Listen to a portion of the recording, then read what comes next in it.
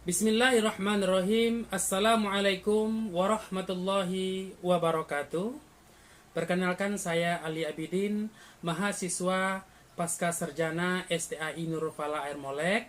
Di sini saya akan mempresentasikan tugas saya pada mata kuliah Analisis Kebijakan dan Inovasi Pendidikan Agama Islam. Dosen pembimbing Bapak Dr. Al-Afif Hazmar MSI. Yang mana judul studi kasus saya adalah metode ceramah yang tidak relevan. Di sini saya akan mendeskripsikan secara detail dalam proses pembelajaran di dalam kelas, metode ceramah yang tidak relevan dapat menimbulkan beberapa hal. Seperti siswa menjadi pasif, siswa kurang tertarik dalam materi pembelajaran, siswa sulit memahami informasi yang disampaikan oleh guru. Studi kasus di dalam penerapan metode ceramah yang tidak relevan ini biasanya menyoroti situasi di mana guru hanya menyampaikan materi tanpa melibatkan siswa dalam sebuah proses pembelajaran. Di sini studi kasus saya adalah di kelas 8B SMP Negeri 3 Rakit Kulim, Kabupaten Indragiri Hulu, Provinsi Riau, yang mana guru menggunakan metode ceramah selama 2 jam pembelajaran, yaitu 80 menit, untuk menjelaskan materi pembelajaran di semester genap, tepatnya pada bab 9 dengan judul Menjadi Pribadi yang Dapat Dipercaya, Terhindar dari riba dan jual beli dan hutang piutang. Dalam pembelajaran tersebut tidak ada diskusi, contoh konkret, dan media pembelajaran, sehingga siswa menjadi pasif dan kurang terlibat dalam proses pembelajaran tersebut. Metode ceramah ini yang monoton, tidak sesuai dengan gaya belajar siswa, dapat menyebabkan kesulitan dalam memahami dan mengingat materi pembelajaran tersebut. Setelah proses pembelajaran selama 2 jam pembelajaran selesai, 1 jam pembelajaran digunakan untuk evaluasi. Jadi pada waktu itu pembelajarannya ada 3 jam pembelajaran, 2 jam untuk menjelaskan materi dengan metode ceramah, 1 jamnya digunakan untuk pelaksanaan evaluasi. Apa fungsi evaluasi dilakukan oleh guru tersebut? Untuk mengetahui hasil belajar pada bab 9 tersebut, yang mana siswa kelas 8B ini berjumlah 22 orang. Setelah pelaksanaan evaluasi selesai, 15 orang siswa mendapatkan nilai 50, 3 orang mendapatkan nilai 60, dan 4 orang mendapatkan nilai 75. Dapat disimpulkan bahwa banyak siswa yang belum memahami materi pembelajaran pada bab 9 di mata pelajaran pendidikan agama Islam. Yang mana identifikasi masalahnya yang pertama adalah jam pembelajaran banyak dikurangi hari libur pada tanggal merah. Yang kedua, didesak waktu karena akan pelaksanaan ujian semester genap. Yang ketiga, minat belajar siswa yang masih kurang. Jadi, inilah 3 identifikasi masalah penyebab mengapa seorang guru melaksanakan metode ceramah dalam proses pembelajaran. Rumusan kebijakan yang pertama adalah tujuan strategis, yang mana di sini dalam buku yang berjudul Ilmu Pendidikan Islam, menurut Ramayulis mengatakan dalam pandangan filosofis pendidikan bahwa metode itu merupakan alat yang digunakan untuk mencapai tujuan pendidikan. Alat itu mempunyai fungsi ganda, yaitu bersifat polipragmatis dan monopragmatis. Pengertian metode berasal dari bahasa Arab dikenal dengan istilah thariqah, yang berarti langkah-langkah strategis yang harus dipersiapkan untuk melakukan sesuatu pekerjaan. Bila dihubungkan dengan pendidikan, maka langkah tersebut harus diwujudkan dalam proses pendidikan dalam rangka pembentukan kepribadian. Dengan demikian, dapat dipahami bahwa metode merupakan cara atau jalan yang harus ditempuh untuk mencapai suatu tujuan. Menurut Syaiful Bahri Jamara dan Azwani dalam bukunya yang berjudul Strategi Belajar Mengajar, tertuang di halaman 8 bahwa kelebihan metode ceramah ada 4. Yang pertama, pendidik dapat menguasai arah kelas. Yang kedua, mudah mengkoordinasi kelas sangat sederhana. Yang ketiga, dapat diikuti oleh jumlah peserta didik yang banyak. Yang keempat, pendidik mudah menerangkan pelajaran dengan baik. Namun, menurut Ali Yusuf Sabri dalam bukunya yang berjudul Supervisi Pendidikan, mengatakan bahwa kelemahan dari metode ceramah itu adalah yang pertama, pendidik atau guru sulit untuk mengetahui sampai batas mana peserta didik memahami materi yang telah disampaikan. Yang kedua, kemungkinan peserta didik salah tafsir terhadap apa yang diceramahkan atau dijelaskan oleh gurunya. Kemudian yang ketiga, sangat merugikan bagi peserta didik yang memiliki tipe belajar selain tipe auditif. Kemudian yang keempat, belajar verbalitis serius terjadi. Langkah implementasi metode ceramah di dalam kelas. Agar pelaksanaan metode ceramah itu bisa efektif dilakukan oleh seorang guru di dalam kelas, ada beberapa indikator yang memang harus diperhatikan oleh tenaga pendidik atau guru. Yang pertama, penyiapan bahan ceramah secara matang. Yang kedua, pemberitahuan kepada peserta didik tentang tujuan belajar yang akan dicapai. Yang ketiga, penggunaan bahan pengait untuk memahamkan anak tentang keterkaitan bahan ceramah dengan penggunaan pengetahuan yang telah dikuasai. Kemudian yang keempat, penyajian, penjelasan awal secara garis besar materi yang akan diceramahkan. Jadi seorang guru itu harus menyampaikan garis-garis besarnya, poin-poin pentingnya tentang materi pembelajaran pada hari itu. Kemudian, penjagaan pengetahuan persyaratan yang telah dikuasai peserta didik.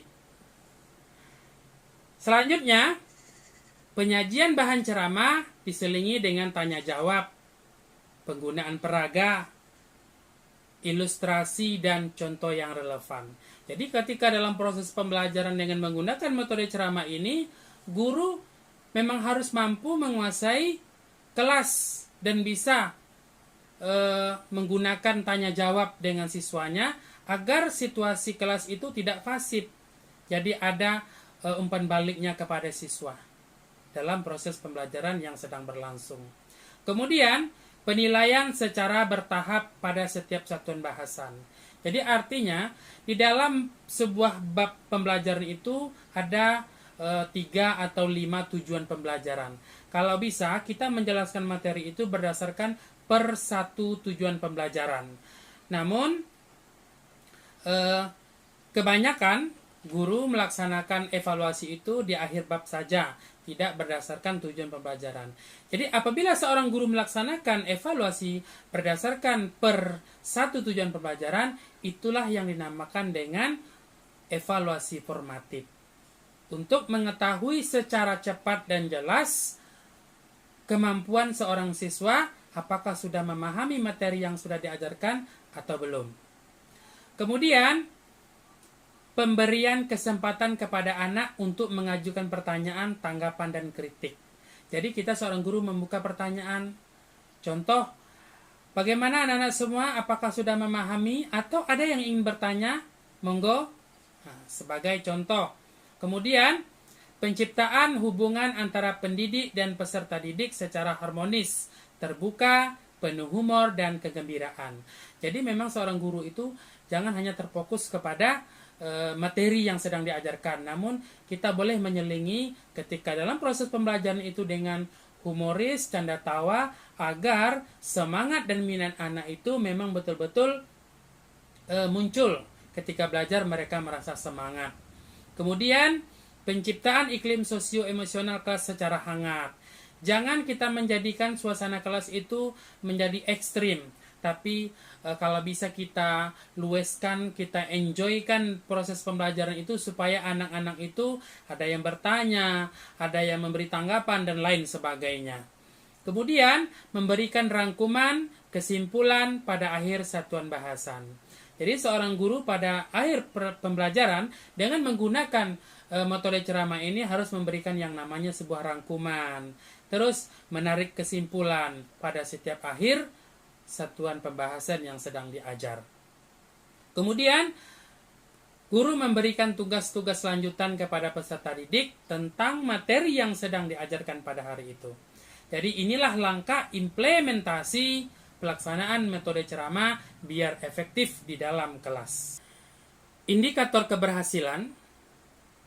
Menurut Abdul Majid secara spesifik, teori metode ceramah bertujuan untuk menciptakan landasan pemikiran peserta didik melalui produk ceramah. Kemudian, menyajikan garis-garis besar di pelajaran dan permasalahan yang dapat dipahami oleh siswa dalam isi pelajaran yang sedang dipelajari.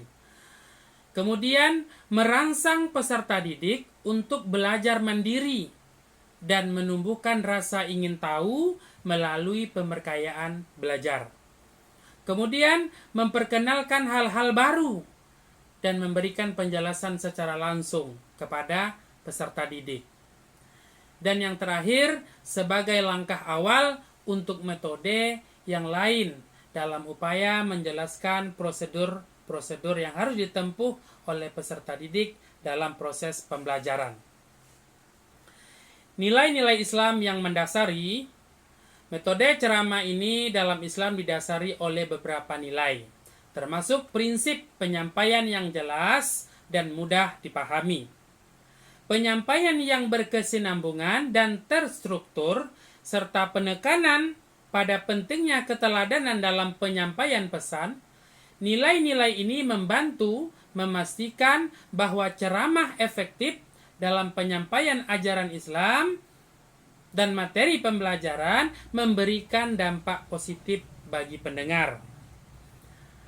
Ada 9 nilai-nilai yang mendasari penggunaan metode ceramah. Yang pertama, prinsip tadarruj, artinya bertahap. Kedua, prinsip tertib, terstruktur. Yang ketiga, prinsip metodologis. Yang keempat, prinsip psikologis. Yang kelima, prinsip nilai keteladanan atau uswah hasanah. Yang kelima, prinsip dakwah. Yang ketujuh, prinsip penyampaian yang jelas dan lugas. Yang kedelapan, prinsip penyampaian yang berkesinambungan. Dan yang kesembilan, prinsip penekanan pada kualitas keilmuan. Desain inovasi agar seorang guru itu di dalam proses pembelajaran di dalam kelas tidak hanya menggunakan metode ceramah. Di sini saya akan memberikan yang namanya desain inovasi. Di era modern sekarang ini, media digitalisasi pendidikan agama Islam mengacu pada pemanfaatan teknologi digital, yang mana untuk meningkatkan efektivitas dan efisiensi dalam proses pembelajaran pendidikan agama Islam. Ini melibatkan penggunaan berbagai media digital seperti video, aplikasi interaktif, platform e-learning, dan media sosial untuk menyampaikan materi pendidikan agama Islam secara lebih menarik dan mudah diakses. Digitalisasi juga memungkinkan pembelajaran yang lebih personal dan adaptif sesuai dengan kebutuhan masing-masing siswa. Terkait dengan media e-learning, ada beberapa media pembelajaran e-learning yang bersifat online. Ini dapat dijadikan pilihan dalam sebuah proses pembelajaran. Ini juga sering dilakukan ataupun digunakan oleh guru. Contohnya, media pembelajaran grup WhatsApp. Kedua, media pembelajaran Google Form. Yang ketiga, media pembelajaran Google Classroom. Yang keempat, media Google Meet. Yang kelima, media Google Meeting. Yang keenam, media pembelajaran YouTube. Baik, di sini saya akan menjelaskan. Yang pertama tadi adalah media pembelajaran grup WhatsApp. Ini sangat mudah dan dimiliki oleh masing-masing guru biasanya membuat yang namanya grup WhatsApp dengan murid. Jadi ketika proses pembelajaran, guru bisa memberikan tugas melalui WhatsApp dan ada panduannya yang dibuat oleh guru sehingga murid bisa mengaksesnya secara langsung. Yang kedua tadi ada media pembelajaran Google Form, yang mana menurut Batubara tahun 2006, Google Form ini merupakan media pembelajaran yang menulis seperti Microsoft Word dan termasuk bagian yang tidak terpisahkan dari layanan Google Docs. Aplikasi ini cocok untuk peserta didik dan pendidik itu sendiri. Kemudian yang ketiga ada media pembelajaran Google Classroom. Google Classroom ini merupakan produk Google yang terkait dengan Gmail, Drive, Hanggout, YouTube, dan kalender. Berbagai layanan yang disediakan oleh Google Classroom. Ini membantu pengajar dan peserta didik mempermudah proses pembelajaran, tidak harus di dalam kelas, tetapi bisa dibawa ke luar kelas. Kemudian yang keempat tadi ada media Google Meet. Menurut Nalurita tahun 2021, Google Meet tidak hanya digunakan untuk belajar tetapi juga untuk urusan kantor dan lainnya. Jadi banyak fungsinya. Platform ini tersedia gratis. Jadi siapa saja bisa menggunakannya. Tidak ada batasan waktu jika menggunakan email kampus. Tidak ada batasan jumlah peserta di aplikasi Google Meet. Kita bisa berkomunikasi langsung dengan siapa saja melalui yang namanya video. Kemudian media Zoom Meeting. Media Zoom Meeting ini merupakan salah satu aplikasi berbasis media komunikasi jarak jauh yang dapat menggabungkan berbagai layanan seperti video, chatting, dan online meeting. Yang keenam, yaitunya media pembelajaran YouTube. Di era digital seperti sekarang ini, serba cepat, serba canggih, teknologi menjadi bagian tak terpisahkan dari kehidupan manusia.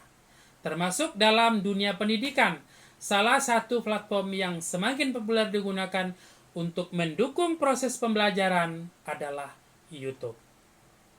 Baik, terima kasih. Itulah yang dapat saya sampaikan persentase tugas studi kasus saya. Lebih dan kurang saya mohon maaf. Wassalamualaikum warahmatullahi wabarakatuh.